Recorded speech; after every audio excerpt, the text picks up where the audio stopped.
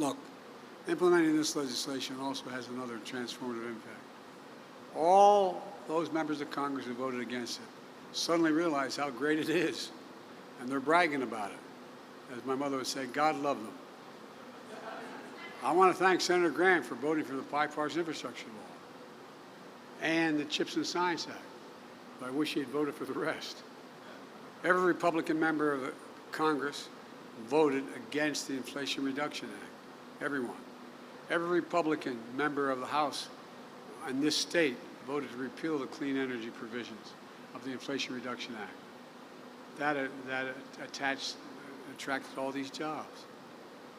You know, and then after that effort failed, the Republican Study Committee, which includes over 3/4 of the House Republicans, just released a plan to go at trying to repeal it all again. That hadn't stopped them, though, from claiming credit.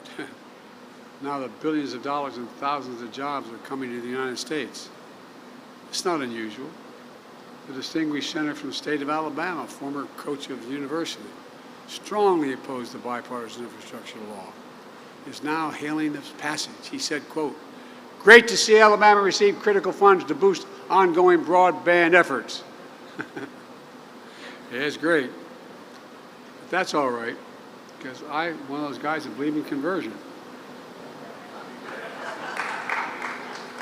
Look, folks, on a very serious note, when I got elected, when I proposed these pieces of legislation, I made a commitment that I'd be present for all Americans, whether their elected officials voted for the events or not.